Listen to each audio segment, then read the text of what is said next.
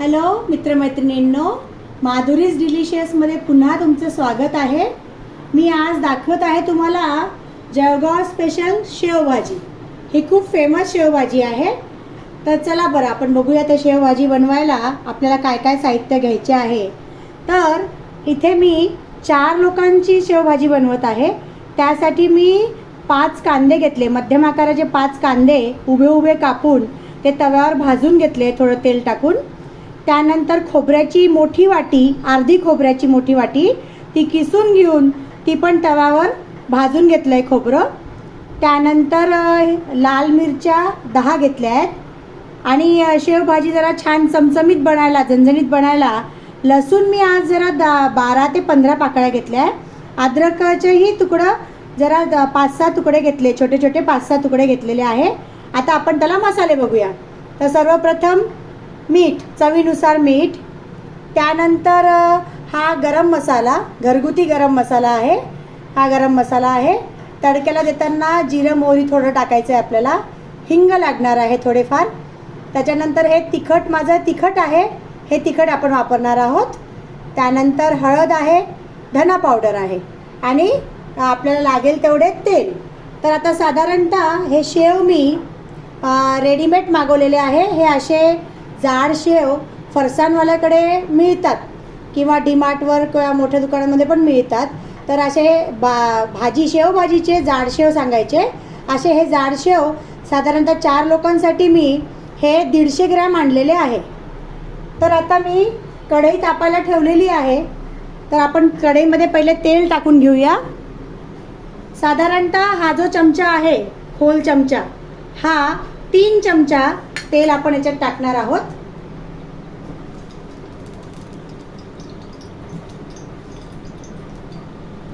जोपर्यंत गॅसची flame me on केलेली आहे, जोपर्यंत तेल तापत आहे तोपर्यंत आपण हा मसाला दळून घेऊया। हा सगळा मसाला मिक्सरच्या भांड्यात घेऊन आपण दळून घेऊ। लसूण, मिरची, अख्ख्या मिरच्या, खोबरं आणि हे भाजलेला कांदा, या सगळ्यामध्ये थोडंसं पाणी टाकून आपण दळून घेऊ।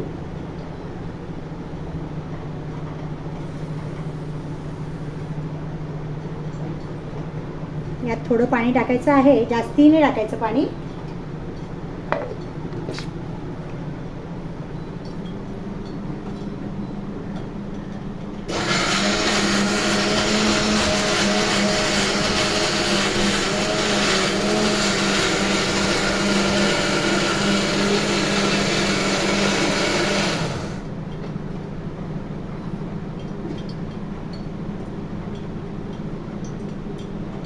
थोडा मसाला दरदरीत राहिलेला आहे म्हणून परत थोडंसं पाणी घेऊन आपण तो मसाला बारीक करून घेऊया मिक्सरमधून।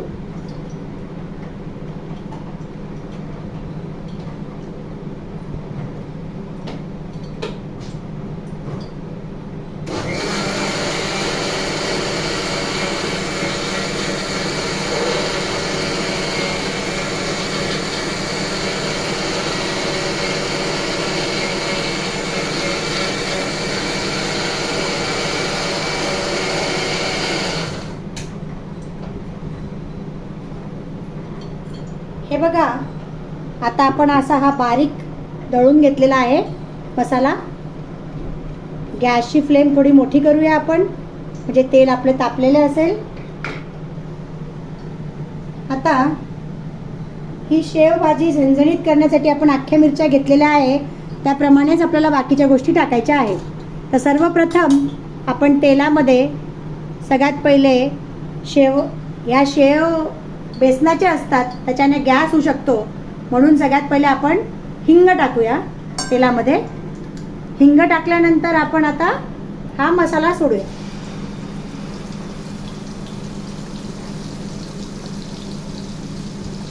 आता या भाजीला अशी गरज नाही आहे की आपल्याला याच्यात जिरं मोहरी टाकायचं आहे, कारण हा मसाला भाजी आहे त्याच्यामुळे त्याला तडक्याला जिरं मोहरी नाही टाकली तरी चालते।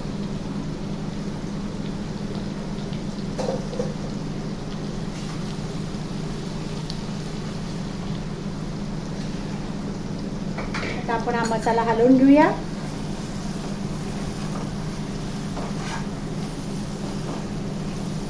शेवभाजी म्हटली की सगळ्यांच्या तोंडात अगदी पाणी सुटते आणि ही जरा झणझणीतच बरी वाटते.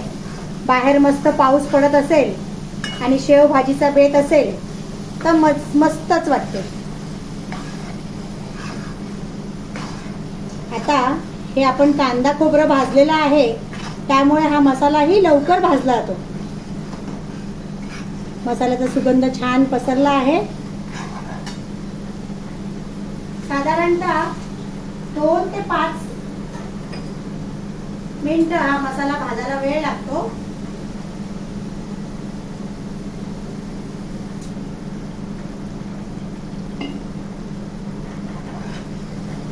हाय फ्लेमवर सतत हलवत राहायचं आहे. आणि मग आता थोडा भाजला गेलाय आपला मसाला. आता आपण चला त्याच्यामध्ये कोरडे मसाले टाकूया.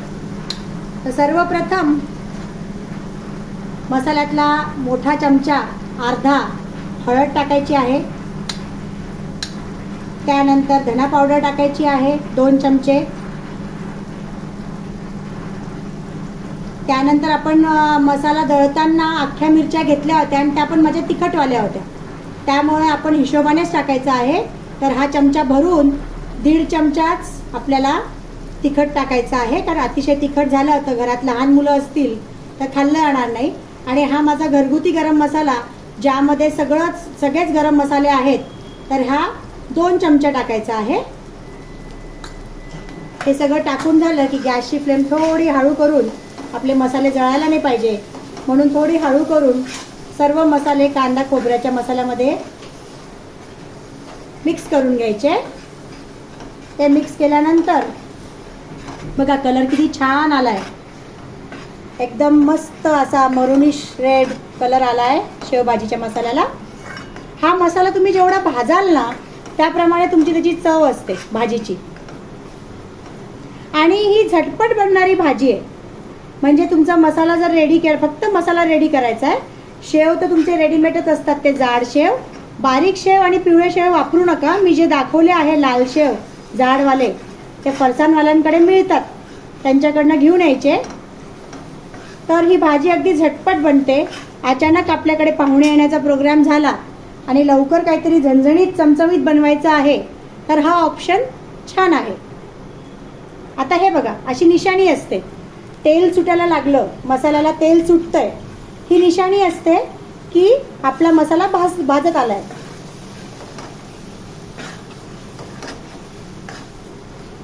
आता फक्त 1 मिनिटाने आपण यामध्ये पुरेसे पाणी टाकूया.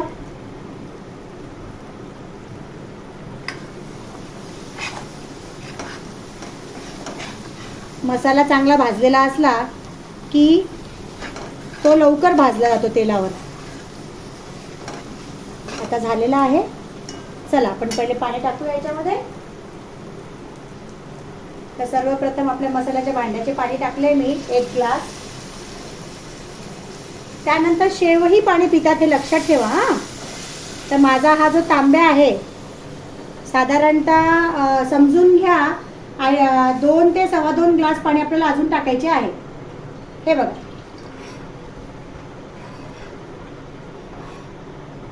पाणी टाकून असं हलवून घेऊन आपण त्यामध्ये मीठ टाकूया. तर आता आम्ही व्यवस्थित मीठ खातो म्हणून मी हे 2 चमचे भरून मीठ टाकत आहे. तुम्ही तुमच्या चवीनुसार टाका. मीठ टाकल्यावर जरा हलवून घ्यायचं आहे. आणि हे जे मसाल्याचं पाणी आहे हे मोठ्याच आचेवर, मध्यम मोठ्या आचेवर उकळी येऊ द्यायची. चांगली खळखळीत उकळी आली की आपल्याला साधारणतः 5 मिनिटं हे उकळलं मसाल्याचं पाणी चांगलं की आपल्याला हे शेव टाकून गॅस बंद करायचा आहे. त्यामुळे आता तेलाची तरंग बघा किती छान आली आहे. मस्त तेलाची तरंग आली आहे वरती. अजून ती तरंग येईल नंतर शेव टाकून झाले की याला झाकून ठेवायचं. चला तर मग आता बघा 2 ते 4 मिनटं झाले. चांगली उकळी आली आपल्याला. आपण आता गॅसची फ्लेम जरा कमी करूया, कारण आता आपल्याला शेव टाकण्याची वेळ आलेली आहे. तर आपण हे एकदा जरा हलवून घेऊया. तरंग बघा किती छान आली आहे, रेडिश मरून तरंग आली आहे. ही तरंग टिकण्यासाठी आता गॅसची फ्लेम आपल्याला हळू ठेवायची आहे. बघितली तरंग? आता आपण हे सगळे जे आहे शेव हे सगळे याच्यात टाकून देऊन एकदा हलवून घेऊया.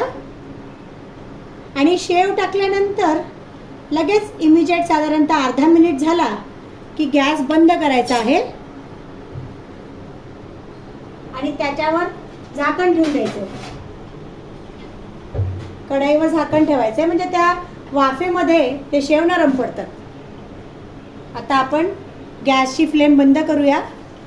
अर्धा मिनिट होण्यावर आला आहे. आता आपण गॅसची फ्लेम बंद करूया आणि लगेच त्यावर मावेल असं, कढईवर मावेल असं झाकण ठेवून देऊ. आणि झाकण साधारणतः 2 ते 5 मिनिटांनी उघडायचं आहे.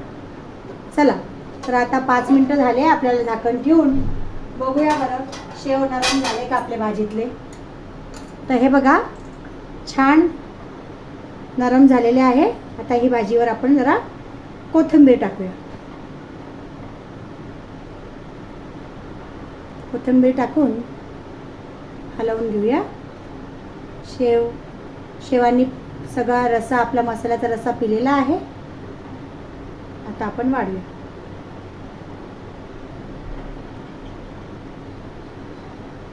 अशा तऱ्हेने आपली ही शेवभाजी रेडी आहे. ही आपण पोळीसोबत, भातासोबत छान लागते. तर वाढूया. अशाच ही भाजी अशी बनवा घरी, टेस्ट करा आणि माझ्या व्हिडिओला लाईक करा आणि फॉलो करा. थँक्यू.